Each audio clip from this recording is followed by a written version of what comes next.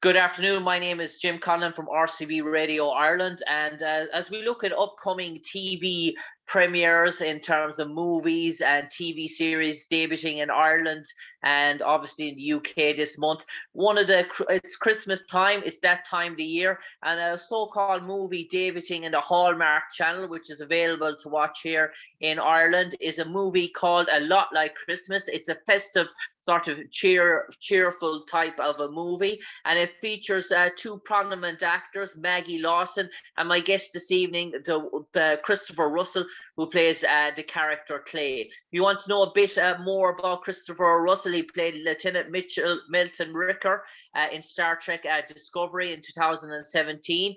He also played Tio in the iconic vampire sci-fi series Van Helsing. He was also played the role of Barrett in The Land of the Dead in 2005. And he also, in another sci-fi thriller TV series, The Wonderful Supernatural, that ran for 13 seasons, he played the character Cliff, an ongoing character, Cliff Whitlow.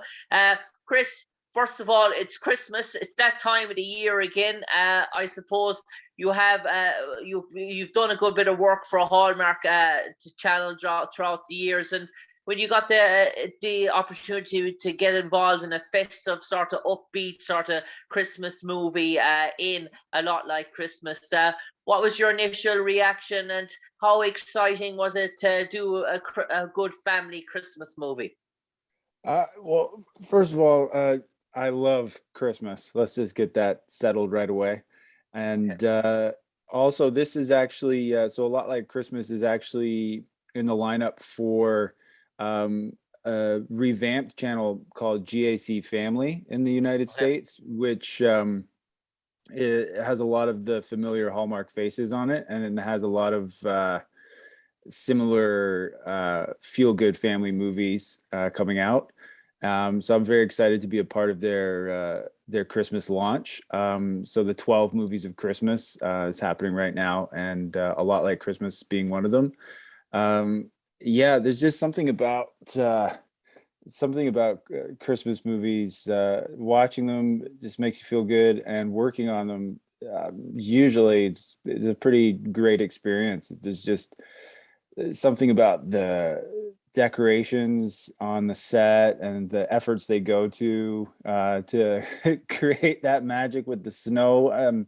This movie, A Lot Like Christmas, we shot it earlier this year, and there was no snow, but they had truckloads of it shipped in, and they were shoveling it everywhere. And when you watch it, it's just, you wouldn't be able to tell.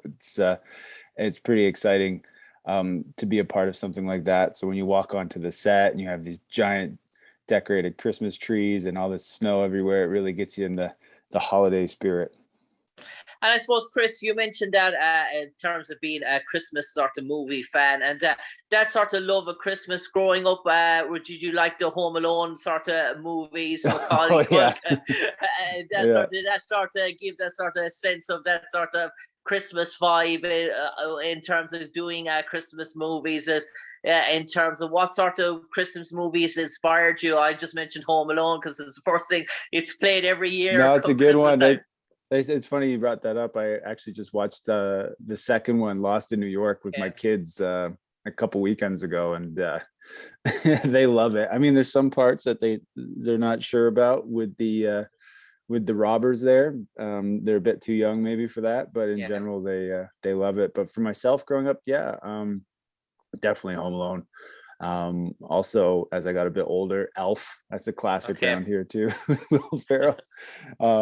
I could watch that over and over again, and I'm sure everyone over there is a big fan of Love Actually. Yeah, quite like that one as well. And I suppose, Christopher, in terms of doing Christmas movies and doing the particular type of soft sort of rom-com movies that are particularly associated with the Hallmark sort of channels, well, you've done an awful lot of sci-fi throughout your career, an awful lot from Van Helsing to Land of the Dead to Supernatural. Is it a different sort of a vibe doing Christmas movies, going for the all-out sort of sci-fi sort of genre, the sort of make-believe sort of zombie horror eclipse sort of genre, and then going into something that is more family orientated, more soft, more simple. I'd say simple stories, simple plots.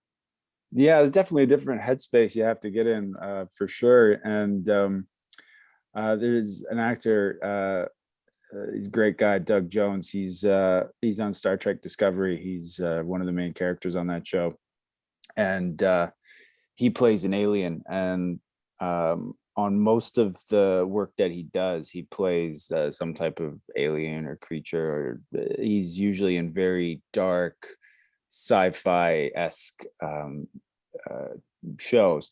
So when he's not working, he loves the Hallmark Channel and Lifetime and GAC Family and things like that, because he's constantly in this sort of dark headspace while he's working. And I can totally relate to that, because as an actor, if you're, let's say, shooting days on end of running from zombies or fighting vampires or whatever it may be, it can I mean, it's a lot of fun, but it also can be mentally draining, and then and emotionally, if you're doing it right.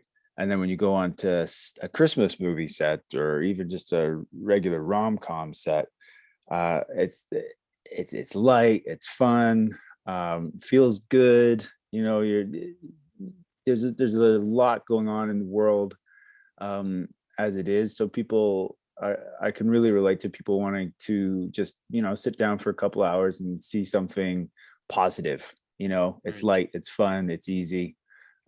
So yeah, that would be kind of the difference between the two. Yeah, I suppose with everything going on at the world and the world at the moment, with COVID-19 and the uncertainties, and obviously the new variants coming out as well, in terms of people sitting down, probably the whole Christmas, the mystique in some areas, it's probably lost the last sort of 2 years, that sort of sense of Christmas. So people are always looking for that sort of family type movie when people are forced probably to stay in a home, that to narrow their sort of social sort of groups and sort of stuff like that. So it's important really that to sort of feel that sense of Christmas vibe and feel that sort of goodwill and positivity that sort of Christmas movies bring about, and probably really what Christmas was like for people maybe 2 or 3 years ago before this pandemic came about. Yeah, and hopefully what it'll be like again soon. And that's why I love working on these, because it's a really satisfying feeling to have people tell me that these movies bring joy to their day, because there's enough elements out there trying to knock you down a couple of notches so far as your level of contentedness in the world. But these movies are definitely, they're uplifting, they feel good, they're joyful. And I suppose, Chris, in terms of the shooting of these movies, were there shot in between COVID? Were they shot before COVID, or did you start up when everything sort of came back to normal, probably later on towards August or the late spring this year? We've so I've been working in Vancouver, British Columbia, Canada for past couple years. I mean, I've been to Toronto as well, but I haven't been to work in the States in a couple years. And in British Columbia specifically, in 2020, at the end of June, we opened back up for work. Okay. And the film and television industry has stayed open, while other things have sort of closed and opened back up because of their strict protocols and testing and everything. Like, it's very, very regimented to the point that they're able to safely continue without any hiccups for the most part. So we shot since the end of June 2020. We've been working. And I suppose, Christopher, you mentioned about family and the whole sort of family environment, and you have a young family as well, young kids as well. In terms of getting to see their father in sort of TV sort of productions and movie productions, obviously it's probably more appealing to show them a sort of a Christmas movie where daddy's a sort of a character that he they can sort of relate to, rather than I suppose blood and a gore of a Van Helsing, or a traveling in outer space in a Star Trek, which is probably way above their own elements of contemplating in terms of their own consciousness just of yet. Yeah, absolutely. But to be honest, they're still at the age where they don't quite understand it, and they don't really care. Okay. They're happy to watch their Disney Plus shows, or whatever the thing of the day is. But it's more for my mother and my grandmother.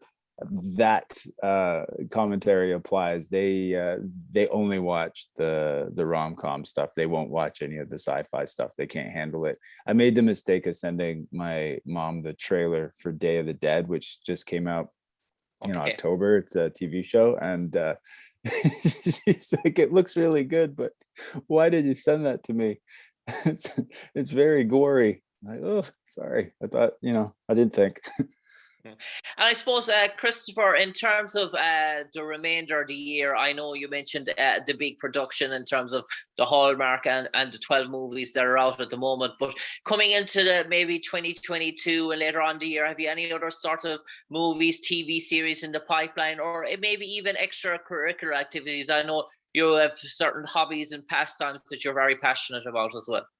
Yeah, so a lot like Christmas is already airing on GAC Family in America, and it's also available on Amazon Prime and some other platforms as well. And then January 8th on the Hallmark Channel, Love is Trending will be premiering. That's another romantic comedy starring Jen Lilly and myself. And on February 4th, the Amazon Prime series Reacher is going to be coming out. That's based on the Lee Child novels of about Jack Reacher. Okay.